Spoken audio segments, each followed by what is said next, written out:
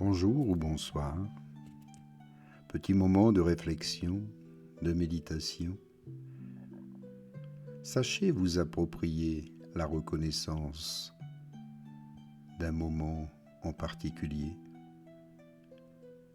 celui de votre état intérieur, surtout s'il y a de la colère ou de la jalousie, et amenez votre relation dans une pratique plus spirituelle. Cela devient alors votre sadhana. Si vous identifiez chez votre partenaire un comportement inconscient, sachez vous approprier cette prise de conscience dans une attitude d'amour afin de ne pas réagir. L'inconscience et la reconnaissance de ce qui est ne peuvent pas cohabiter longtemps, même si la reconnaissance se produit chez l'autre et non pas chez la personne qui agit par inconscience. Pour la forme d'énergie qui sous-tend l'hostilité et l'agressivité, la présence de l'amour est absolument intolérable. Si vous réagissez d'une façon quelconque aux attitudes inconscientes de votre partenaire, vous devenez vous-même inconscient. Mais si vous vous rappelez de reconnaître votre réaction, alors rien n'est perdu. Jamais auparavant les relations n'ont été aussi problématiques et conflictuelles qu'elles le sont actuellement. Comment vous avez peut-être pu le remarquer ? Elles ne sont pas là pour vous rendre heureux ni pour vous combler. Si vous continuez à utiliser les relations pour trouver le salut, vous serez constamment déçu.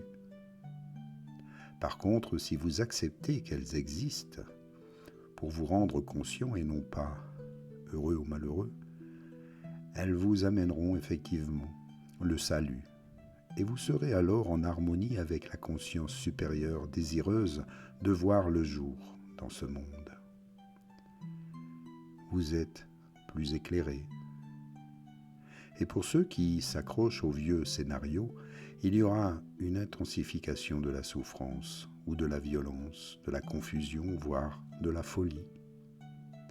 Combien de personnes vous faut-il pour faire de votre vie une pratique spirituelle ?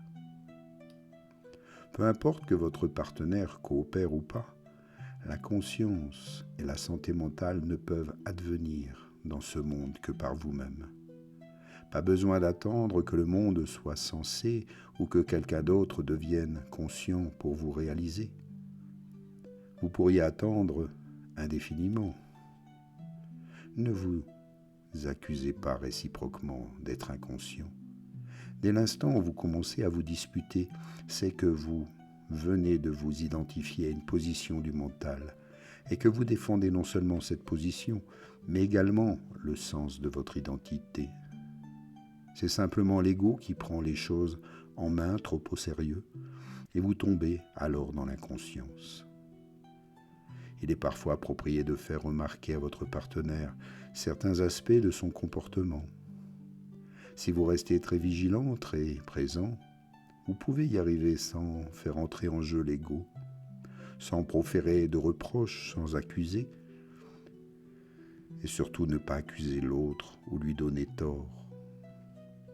Lorsque votre partenaire se comporte avec inconscience, renoncez à tout jugement. C'est aussi son droit de faire des erreurs, d'avoir son propre comportement. Car d'un côté, le jugement amène à associer le comportement inconscient d'une personne avec ce qu'elle est en réalité, ou de l'autre à projeter votre propre inconscience sur l'autre personne et prendre cette projection pour ce que cette personne est en réalité, ce qu'elle n'est pas en définitive. Alors prenez-en bien conscience, faites une bonne analyse et comportez-vous de la meilleure façon qui soit. Merci à vous et à bientôt. Namasté.